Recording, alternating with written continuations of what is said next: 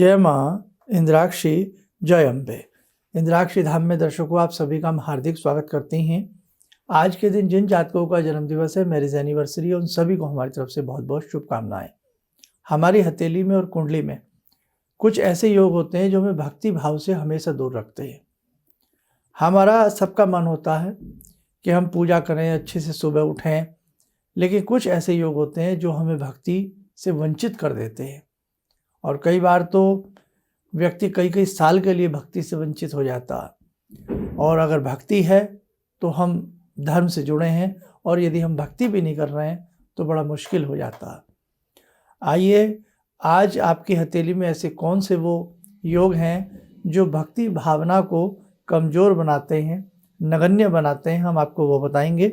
और साथ ही बताएंगे आपकी हथेली में और कुंडली में भी वैसे कौन से योग होते हैं। आइए, पहले आज का हम पंचांग देखें।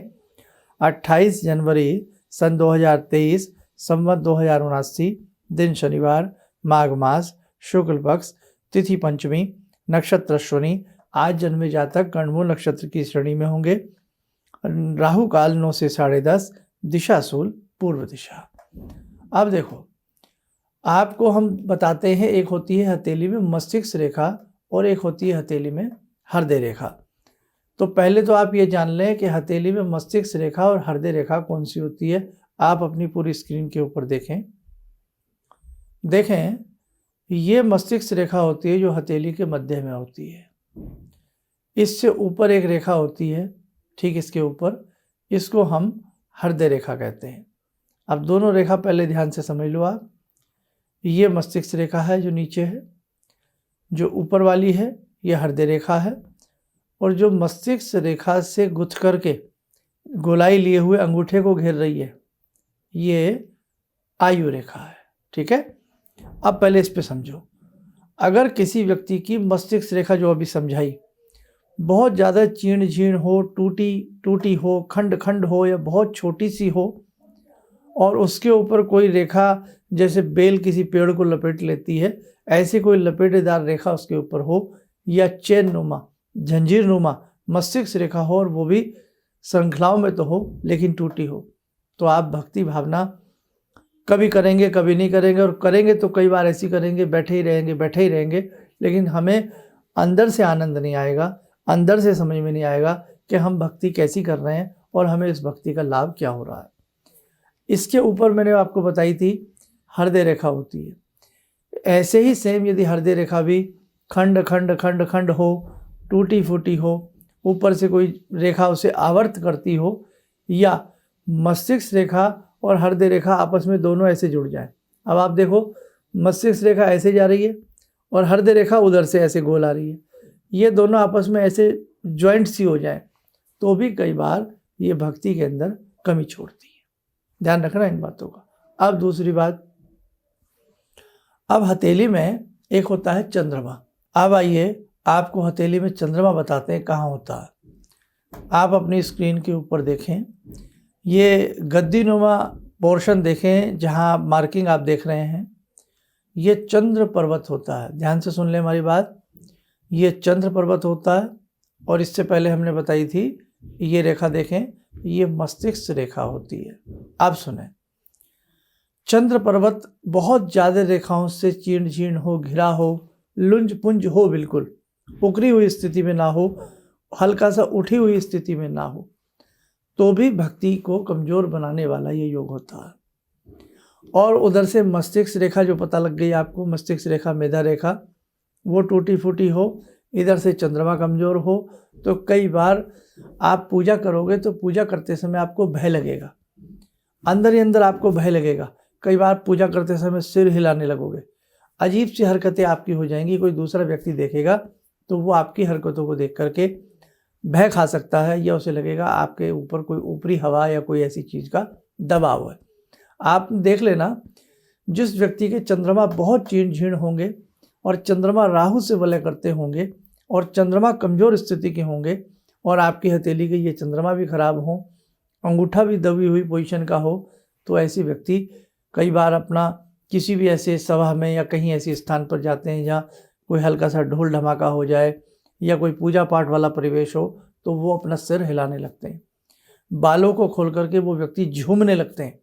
हालांकि 99% प्रेत योग नहीं होता है, सिर्फ 1% हाँ होता है, ये नहीं हम कह रहे नहीं होता, 1% होता है। 99% ये एक प्रॉब्लम है, ये एक बीमारी है, उसका इलाज अच्छे से कराना चाहिए और एक तरह से मानसिक रोगों की श्रेणी में वो व्यक्ति आ जाते हैं।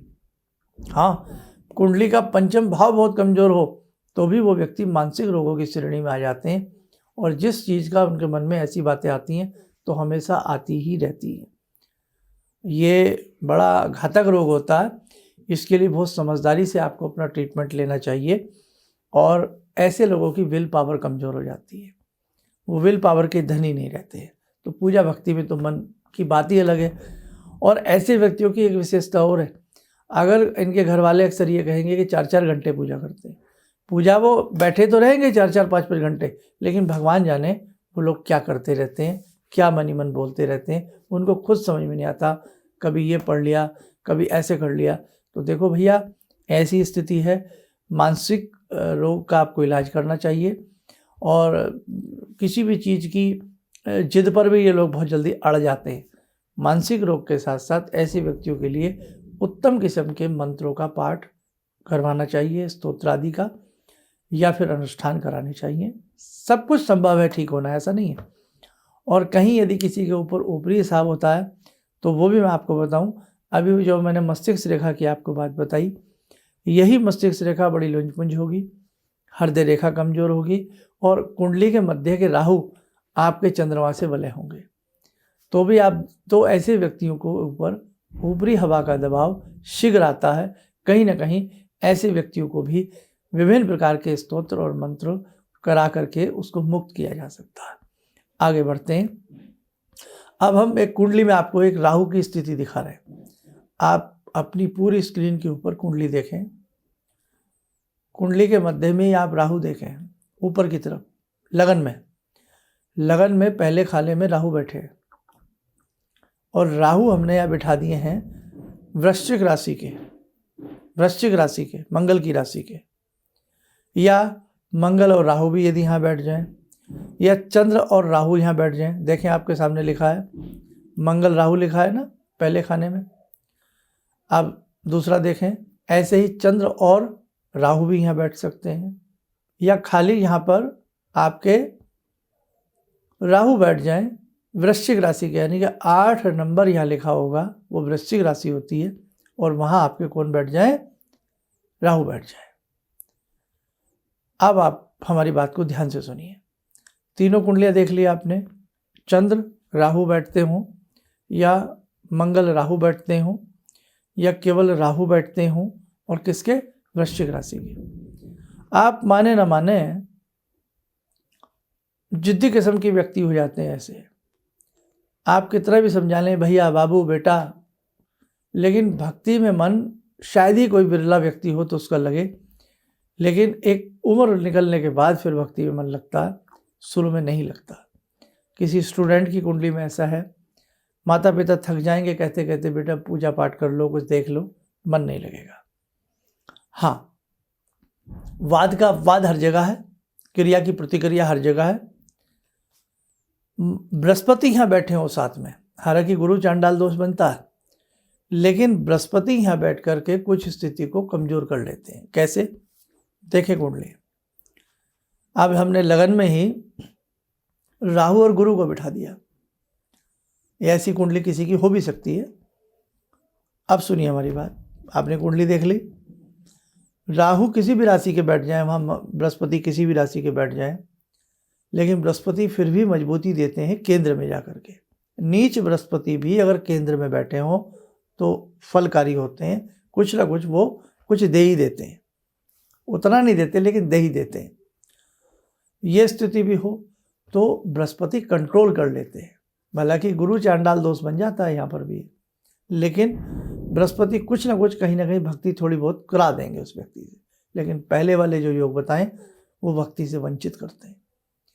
तो साथ को यदि ऐसा किसी के साथ है, ऐसी किसी हाथ की रेखाएं किसी के साथ हैं, या ऐसे कुंडली के योग किसी के साथ हैं, तो किसी योग्य विद्वान से मिलें और उन ग्रहों को बैलेंस कराएं, यानी कि उनको सही करने का क्या हम मंत्र पढ़ें, क्या उपाय करें, वो आप करके अपने जीवन में भक्ति भाव को जागृत कर सकते हो।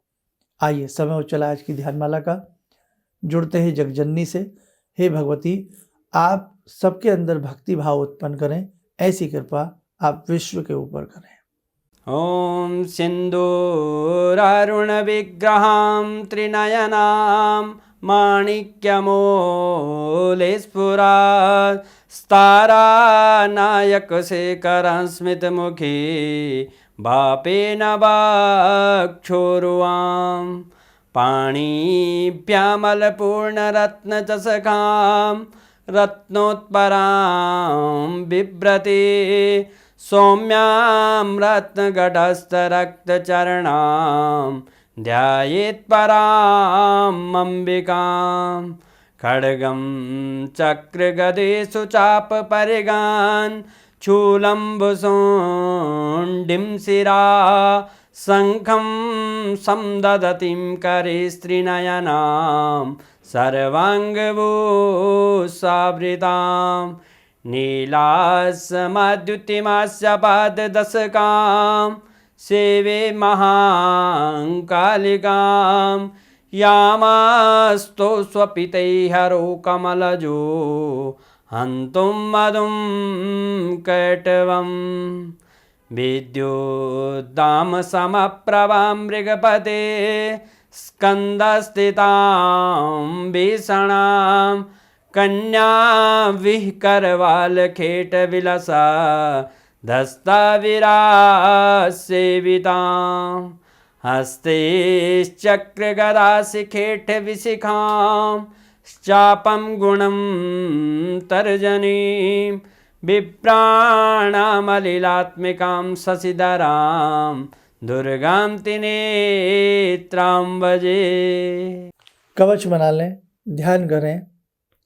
देवी माँ का शुभ आशीष सबके ऊपर बरस रहा है।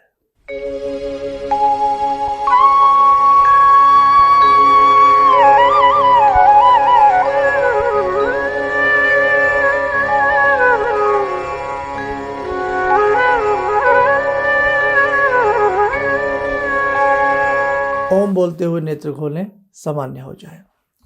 देखो साधकों, एक तो इसमें एक काम किया करें, आप अपने बच्चों की वैदिक जन्म पत्रिकाएं जरूर बनवाएं, और साथ में यदि आपके पास डिटेल नहीं है, जैसे डेट ऑफ बर्थ सही नहीं पता, जन्म समय का सही से नहीं पता, तो किसी भी व्यक्ति को जो हाथ देखना जानते हों, जिन्हें हम पामिस्ट कहते हैं, ज्योतिष क्षेत्र की एक शाखा है ये, पामिस्ट जो होते हैं, पामिस्ट्री जो होती है ये, तो अच्छे कोई पामिस्ट हों, उनसे अपने हाथ का अवलोकन कराएं।